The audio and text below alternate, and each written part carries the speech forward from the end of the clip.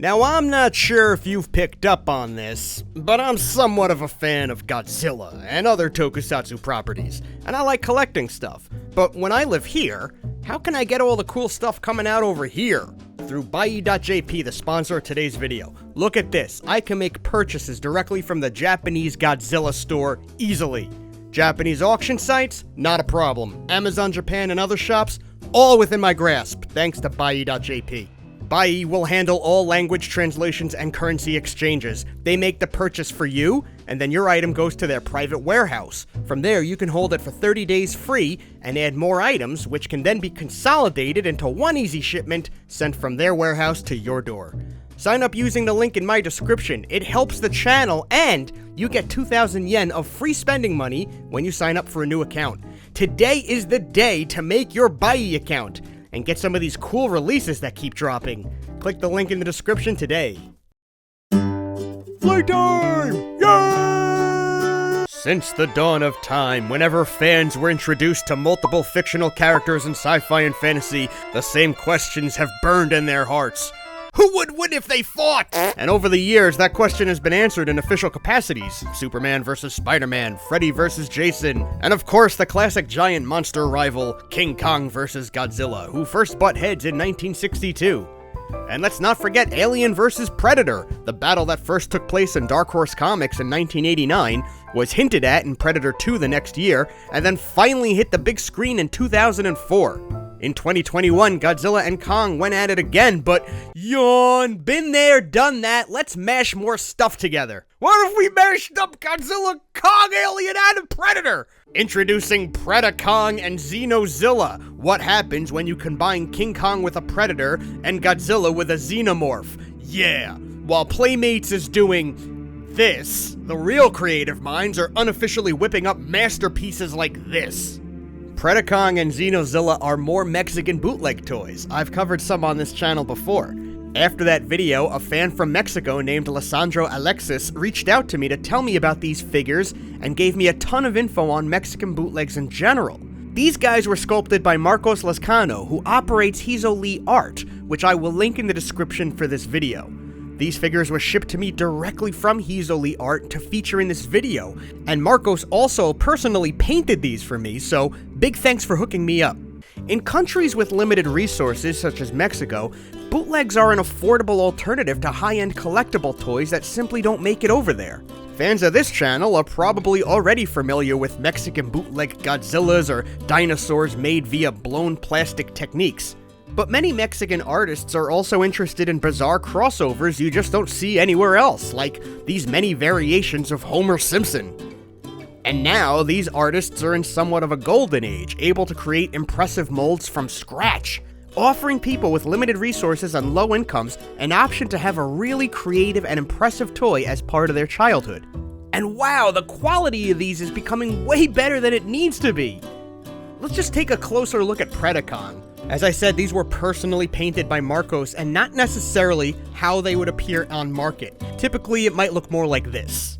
Still, the mold design is a perfect compromise of Predator and Kong. You could see them both in here equally. Look at this face! Predakong, you are one ugly well, you get it. Predakong is about 7 inches high. He's wearing past kills on him like a trophy. Maybe it's parts of a Xenozilla. I like these primitive spikes he's got on his right hand.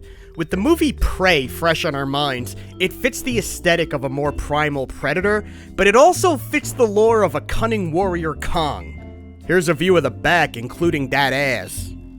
Looking at this just gets my imagination going. Imagine this was the predator that came to hunt on Earth. Maybe it came in prehistoric times and slaughtered dinosaurs. Predakong comes with a battle axe made with the bone of a previous kill. His hand is closed enough that you could just wedge the handle in there and the axe will hold just fine. He's got articulation at the shoulders. His head can 360 in either direction.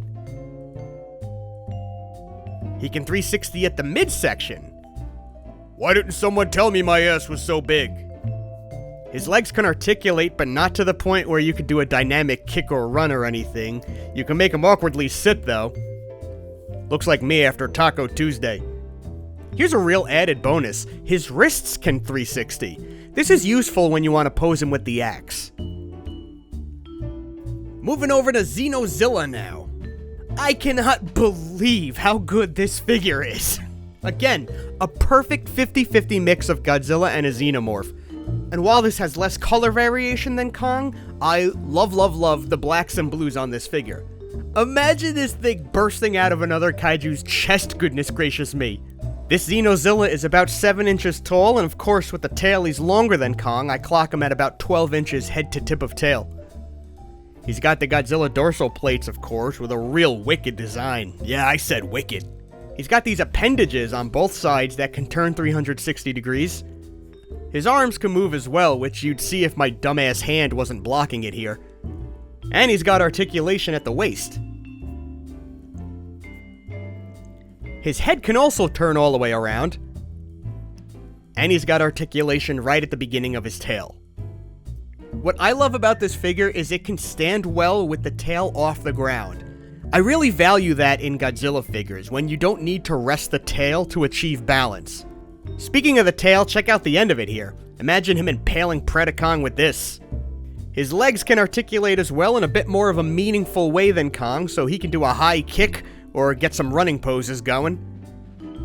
But the real surprise is in the mouth. I didn't even catch this at first. His jaw can open, revealing the classic Xenomorph tongue, which kinda doubles as atomic breath. Of course, seeing a second Godzilla head with little teeth evokes Shin Godzilla. The jaw works perfectly. Open or closed, it holds very well. Oh, one more thing about this Xenozilla that I didn't even realize until Marcos told me. If you pinch the sides of his neck, he lights up. This will come as no surprise to people familiar with Mexican bootleg toys, but I was so impressed with the rest of the toy, I didn't even consider that it would have some electronics in it.